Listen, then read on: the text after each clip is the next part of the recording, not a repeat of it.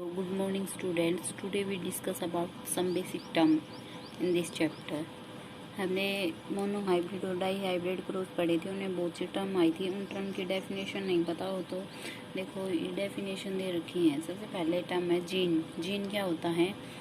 The unit of inheritance. Inheritance की unit होती है। इनहेरिटेंस में समझते हो characters transfer from parents to offspring. ठीक है, द यूनिट ऑफ इनहेरिटेंस, जो इनहेरिटेंस की यूनिट होती है, जो कि क्या करती है, कैरी करती है पेरेंट्स से by a gamete in the chromosome. Parents के गैमेट से, क्रोमोजोम के गैमेट से, और control expression of the character in a young one.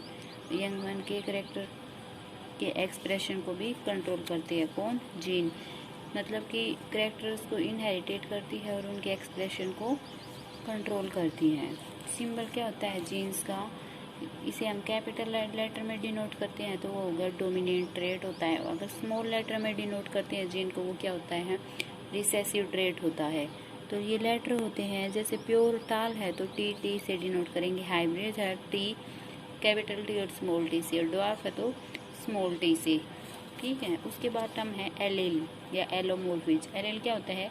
A pair of genes that control alternative expression of the same character.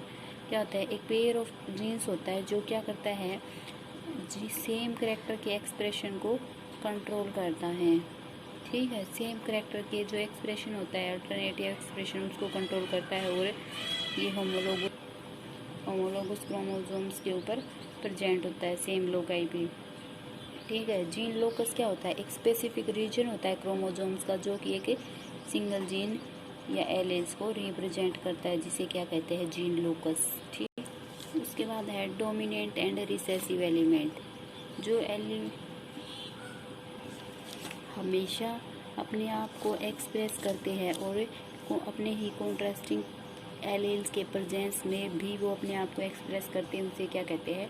Dominant allele. और ये क्या करते हैं? जो दूसरे एलील कॉन्ट्रास्टिंग एलील होती है उसे सुप्रेस करते हैं। उसके बाद में है जो एलील अपने आप को एक्सप्रेस नहीं कर पाते किसी अदर कॉन्ट्रास्टिंग डोमिनेंट एलील की वजह से, उसे क्या कहते हैं? रिसेसिव एलील्स कहेंगे। उसके बाद में है म्यूटेंट और वाइल्ड एलील।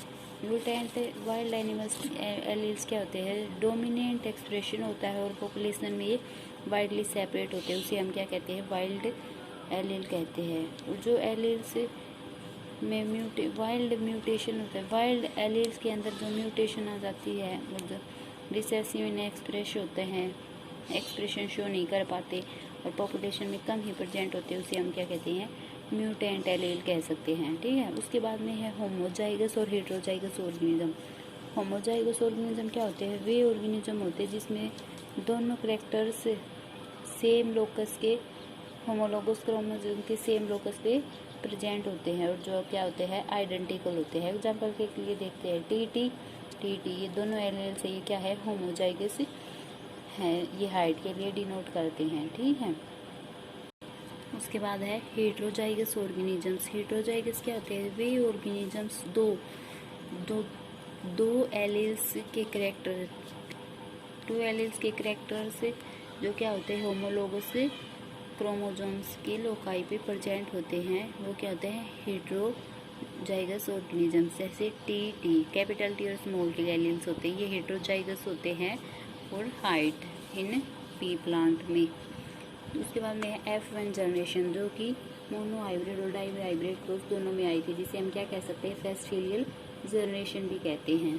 ठीक है, ये first filial generation of hybrid offspring जो प्रोड्यूस करती है, कब जेनेटिक क्रॉस होता है? Genetically between two pure plant, दो प्योर प्लांट के बीच में जेनेटिकली क्रॉस होता है, उसके बाद में जो ऑफस्प्रिंग प्रोड्यूस होगा वो F1 जनरेशन होगा। एकदम F1 जनरेशन प्रोड्यूस हुई crossing by T and T.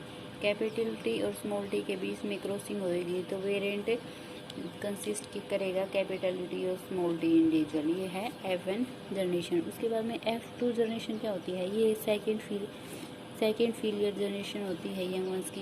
ये प्रोड्यूस होती है कब? जब F1 ऑर्गेनिज्म की क्रॉसिंग करवा दी जाती है। तो जो टर्म F1 और F2 जनरेशन प्रोड्यूस हुई है, बैट्सन और सुरेंद्र ने इन 1905 में दी हैं। बाद में है प्योर लाइन्स। जोहन ने इन 1903 में नोटिस किया है कि जो यूनिफॉर्मली कैरेक्टर्स होते हैं वे सेल्फ पोलिनेशन प्लांट में ग्रो होते हैं जब सेम इन्वायरमेंट होता है उस टाइम पे। जीनोटाइप और फिनोटाइप देखो, जीनोटाइप फिनोटाइप भी जॉनसन ने 1909 में दिया था, जिसमें जीनोटाइप क्या होता है, ये sum of the total of gene, जो कितने भी जीन्स इनहेरिटेड हुए पेरेंट्स से ऑफस्प्रिंग में, जो एक्सप्रेस्ड हुए या नहीं हुए, वो सब जीनोटाइप्स होते हैं। एग्जाम्पल के लिए F1 मोनोहाइब्रिड क्रॉस देखा था, उसमें रेशियो आया था ये, जिसे हम क्या कहेंगे, जीनोटाइप रेशियो। ठीक है, मतलब सभी रेशियो जितने भी आए थे वो सब क्या होंगे, जीनोटाइप। और फिनोटाइप में क्या होता है, ये एक्सप्रेस करते हैं तो ये दिखते हैं, ऑब्जर्व कर सकते हैं उन्हें, स्ट्रक्चर या फंक्शनल ट्रेट होते हैं जो क्या करते हैं, जिन के साथ इंटरेक्शन या इन्वायरमेंट के साथ इंटरेक्शन करते हैं। जैसे एग्जाम्पल है ब्लड ग्रुप, कलर ब्लाइंडनेस, ये सब क्या होते हैं जिसे हमें ऑब्जर्व कर सकते हैं, ये क्या होंगे, फिनोटाइपिक होते हैं। उसके बाद है जीनोम। जीनोम क्या होता है, एक कंप्लीट जीन सेट होता है जो कंटेन क्या करता है, हैप्लॉइड डोज ऑफ क्रोमोसोम्स रखता है और क्या करता है कि यूनिट ऑफ पेरेंट से ट्रांसमिट होता है। ठीक है, जीनोम क्या होता है, जीन जो large number of gene set रखता है वो इनहेरिटेड होता है as a unit of from parents. उसमें क्या है, एक जीन दो या दो से ज़्यादा जीनोम रखता है उसे हम क्या कहेंगे, पॉलीपेलाइड्स कहते हैं, पॉलीपेलाइड्स कहते हैं। ठीक है, जीनोम।